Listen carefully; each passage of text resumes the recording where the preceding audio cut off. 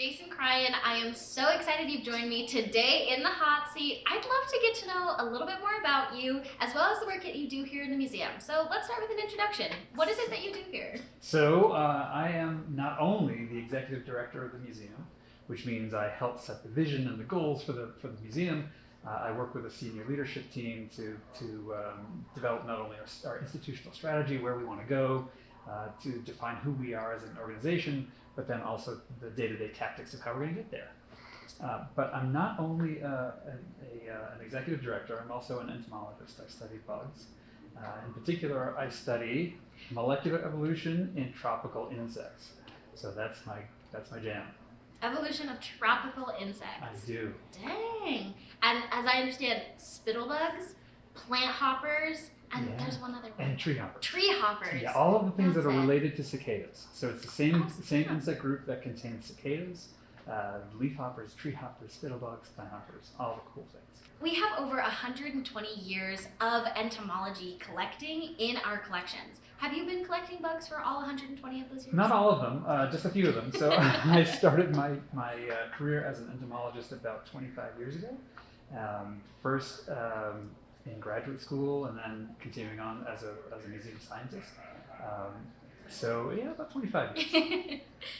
We have a wide range of specimens in our collections, some of which are from some pretty cool places. Have you been able to do any entomology fieldwork anywhere abroad? So one of the cool things about studying all these crazy insects that I specialize on, plant hoppers and tree hoppers and things, is that the diversity of these groups explode in the tropics. So I've really been privileged and honored to work around the world in Asia, Africa, Central and South America, the Caribbean. So all of the really cool jungles and rainforests around the world.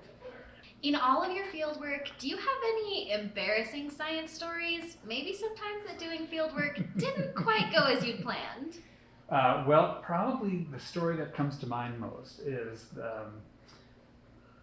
I have to preface this by explaining how I collect these insects. Sure. So a lot of these insects that I study are arboreal. They live on tree trunks. And so I often go out at nighttime, all night, wearing a headlight, and I'll look around tree trunks. I'll put my hand on a tree trunk and look around, up and down.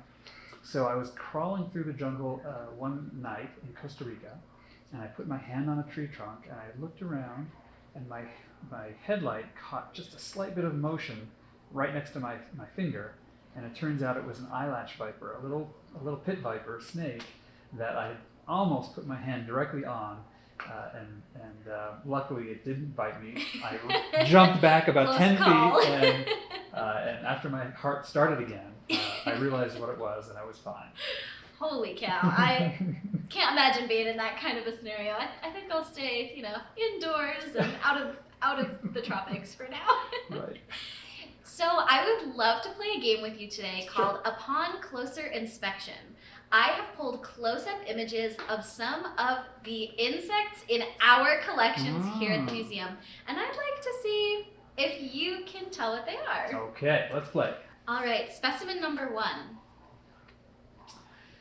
So that looks like it's either a wasp or a fly that is mimicking a wasp, but it's the back of the thorax and the front of the abdomen. How's that? That is correct. Sweet. This is a yellow jacket that was collected in 1942. Wow. Very well done. All right, next up. So this is a praying mantis, and it's the thorax, the prothorax, so you can see the front legs, and those are raptorial front legs. And the cool thing about praying mantises is that modern evolutionary research shows that they're actually specialized cockroaches. They're specialized predatory cockroaches. Oh, that's terrifying. But yes, that is correct. This is a mantis collected in 1972. Awesome. Ooh. Predatory cockroach, that just doesn't sit right with me. All right, next up. So this is probably an eye and the base of the antennae of a grasshopper or a cricket, so an orthopteran of some kind. And you can see the shield of the thorax coming down. That is correct. This is a grasshopper. Man, I gotta pull out some big guns here because you are pretty good at this. All right. Okay, so you pulled out some big guns. I think what we're seeing here is the back of the pronotum and the base of the wings of a beetle. And you can see those wings are thickened into elytra, into thick elytra, and they're iridescent, beautiful, beautiful. That is correct. This is a jewel beetle. I loved this one, and when I actually saw this on the Scan website where a lot of our collections have been digitized and available to the public, this one was so eye-catching. I mean, how do these things survive in the wild? I feel like everybody would just want to be best friends with this animal. They're pretty conspicuous, actually, but they're beautiful, aren't they? They're so gorgeous. beautiful. Okay, so we're looking at a butterfly wing, and it's probably a monarch, I'm guessing. And you can see the colors made by the scales on the wing. That is correct. This is a classic monarch butterfly. All right. Ugh.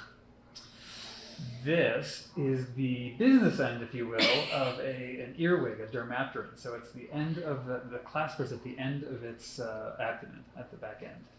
Yes, I was lucky enough to find one of these in my house the other day. Nature is so beautiful, and I just felt so blessed having this little guy hanging out in my house. All right, how about this one? Okay, so we're talking about the classic weevil.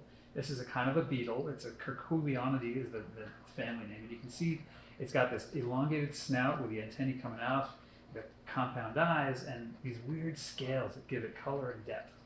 Yeah, that is a weevil. It looks so soft. Is this thing soft, or am I just imagining? Well, those scales are modified hairs, so they're a little soft. They're not like.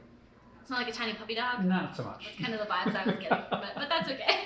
You can snuggle with it though. It'll be fine. Yes, snuggling weevils. My weekend plans figured out already.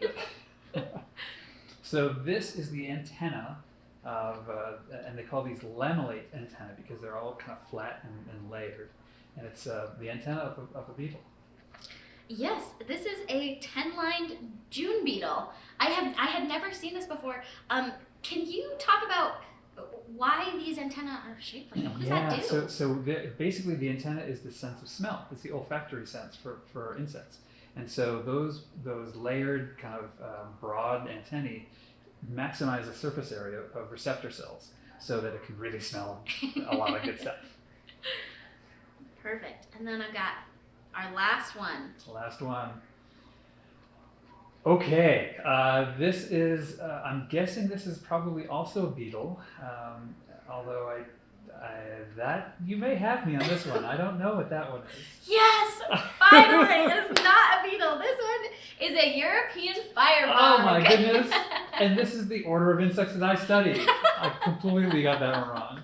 So we have found quite a lot of these around my house in Utah, and as I understand, they're new to Utah as of just almost a little over a decade. They're fairly closely related to these box elder bugs that we have everywhere right now. All right, well, I am seriously impressed. I thought I had some in there that were gonna stump you. I was hoping for 100%, but I'll have to do with 90, I guess.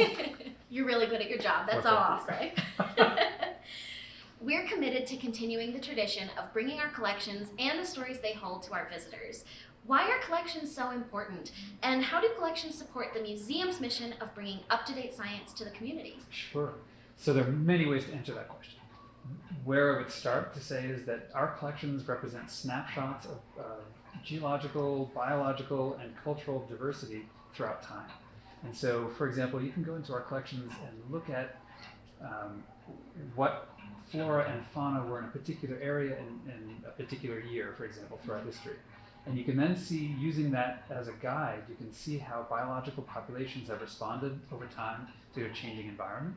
The other cool thing about collections is that they're treasure troves of data.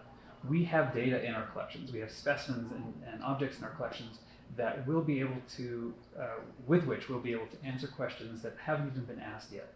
So as technology advances, we will be able to answer those questions, new questions, with the specimens we already have.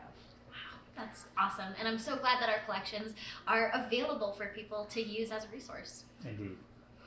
You have really made this museum a trusted front porch of science. And your leadership, particularly through the pandemic, has made our museum a beacon of resiliency. How does resilience play a part in how we as humans adapt, especially in a museum setting? It's a great question, and thank you for your kind words. So we, as a species, we adapt to a changing environment just like any other species in the world. The changing environment that we've experienced over the past several years has been exceedingly challenging.